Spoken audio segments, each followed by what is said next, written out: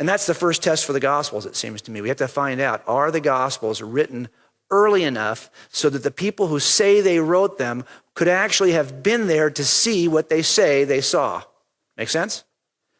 So here we have the ministry of Jesus, 30 to 33 AD, and we have the first place that the church comes together and says, okay, these are the reliable eyewitness accounts you guys can trust. That's not the Council of Nicaea, that's the Council of Laodicea. Not until 363 AD does anybody say, these are the Gospels we can trust. What could have happened between those 330 years? A lot of time. What if the Gospels were actually written late, like much closer to the time of the council than they were to the time of the event? You shouldn't trust them, because that means they're written by people who weren't even present at the time of the actual events. If that's the case, if they're written late, you can just chuck that stuff. I would not trust a witness who came to me who was born in 1975 and tried to tell me about a crime that occurred in 1970. You couldn't call her a witness. That's the problem. On the other hand, if we can figure out that these were written earlier, closer to the time of Jesus' actual life, we can at least know that the first criteria has been met. Could they still be lying? Yes.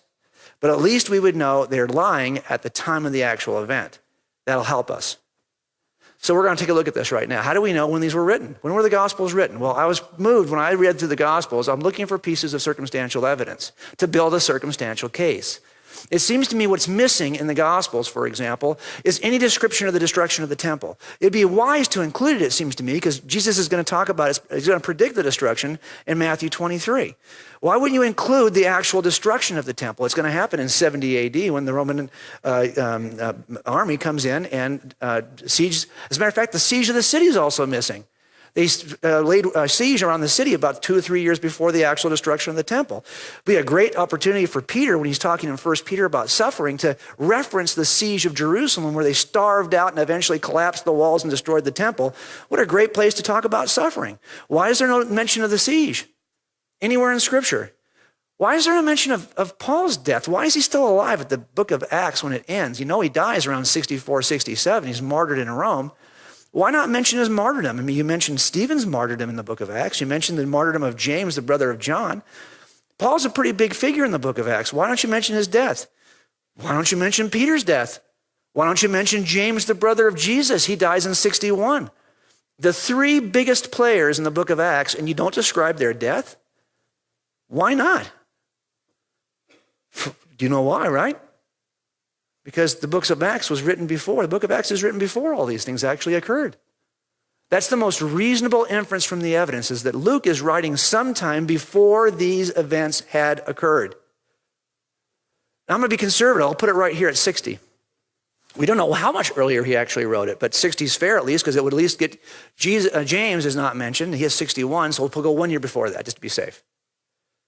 But we also know that Luke tells us he writes 2 books. What's he write before the book of Acts? The Gospel of Luke. Now we got to predate the Gospel of Luke. That's going to come sometime before the book of Acts. How much earlier? I put it at 53. Why? Because of a couple pieces of internal evidence. First of all, we see that he tells us in the book of Acts, in the first chapter, that he writes something prior to this. And he mentions someone named Theophilus. He'll also mention that name in the first chapter of the Gospel of Luke. So that's the book he's writing prior to this. I think it's fair to assess that way, to examine it that way. But look at what Paul does here in a letter to Timothy, called 1 Timothy. He writes this letter around 63, 64. I'll be honest with you, there are some biblical skeptics who don't even want to attribute this letter to Paul. They'll say this letter to Timothy is not a genuine Pauline letter. I think it is, but there are skeptics. I'll just give you that so you have for fair warning. But here's what Paul writes to Timothy. He says, look, I love this when I first read it, because as a detective, I'm trying to figure out what would the New Testament people call Scripture. Are they just referring to the Old Testament? Is there any internal evidence that tells me what the canon is very early in history? Look at what Paul says, though. He says to Timothy, the elders who direct the affairs of the church are well worthy of double honor, especially those whose work is preaching and teaching. For the Scripture says, oh, that's great. Thanks for saying that, Paul, because now I'm going to figure out, you're about to tell me what you think Scripture is. Because I want to know. And he says, 2 quotes. Do not muzzle the ox while it's treading out the grain. Where's that from? Deuteronomy, Old Testament. Then he says, well, I mentioned 2 pieces of Scripture. He says the worker deserves his wages. Where does that come from? Well, that's not an Old Testament passage. That's a New Testament passage from the Gospel of Luke, chapter 10. So he's quoting Luke's gospel as early as 63 AD and calling it scripture to somebody who should know if it is or isn't. Now, what's great about that is it appears that it'll be out there longer, right? It's probably been around for a while longer than that. That's why Timothy recognizes it as scripture. But how much earlier has it been out there? Well, I look at another book that no skeptic doubts came from Paul. Even Bart Ehrman, the famous biblical skeptic, would agree that this is a genuine Pauline document. And unfortunately, it's much earlier than 1 Timothy. It's at 53 to 57, where Paul is going to describe the Lord's Supper. And when he describes it, I first read it, I thought, that's interesting, because every gospel writer describes the Lord's Supper. The Lord's Supper is in every single gospel. But only one writer describes it the way that Paul does, saying that when Jesus did it, he said, drink this in remembrance of me. Well, where does that come from? Got any guesses? He is quoting Luke in chapter 22. So he's referring to Luke twice in his writing, and in one of these, he's writing as early as 53 to 57, and I think he's referencing the exact same thing that Luke is referencing. There's good reason to believe that Luke's gospel then has to predate this, and I would just put it, I won't predate it too much, I'll just put it at the exact same date. How's that, 53? Just to be safe. I think that's reasonable. Now, I remember when I first started examining the Gospels, I was struck by the claims of Mark. Who the heck is Mark? He's not an eyewitness. Why is he writing a gospel? Well, in the first century, a church leader named Papias wrote that Mark was chronicling the teaching of Peter. And Papias wrote that he wasn't trying to be all that careful about order. He was really trying to be more careful about accuracy. So it's not an orderly account, it's an accurate account, according to Papias in the first century. That was interesting to me because Luke, when he writes his gospel, he starts it off by saying that many have undertaken to draw up an account of the things that have been fulfilled among us, just as were handed down to us by those who from the first were eyewitnesses and servants of the word. So Luke's not an eyewitness, he's a historian. Therefore, since I myself have carefully investigated everything from the beginning, it seemed good to me also to write an orderly account for you, most excellent Theophilus.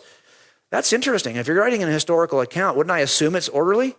I think that Luke here is quite possibly referring to the disorderly account of Mark. His is now an orderly account. Who does he quote, by the way, more than anyone else in his gospel? Mark. So I have to place Mark ahead of Luke. I'm not going to place him a lot ahead of Luke, but a little bit, and that puts us very easily within the lifetime of the eyewitnesses. The early dating of the Gospels, I think, is actually the best inference from the circumstantial evidence. And if it's early, there are problems for those who are skeptical, because you've got to say to yourself, well, did it change over time? And it doesn't mean it's true. It just means it's written at least at the time that an eyewitness would have written it. By the way, why didn't they write it right away? Why did they wait 12, 15 years to write it? I'm thinking, why didn't they take notes and stick that thing on Facebook right away? That's what I would have done. Well, because I think that the apostles genuinely thought that Jesus would come back in their lifetime. And if that's the case, there's not much need, aside from orally. Let's get the information out quickly, because he's going to be back any day now. And then after they see people like Stephen and James being martyred, the brother of John, you start to see gospels appear. Now it's time to start writing stuff down. We're not sure when he's coming back. Present, I think we can ask that.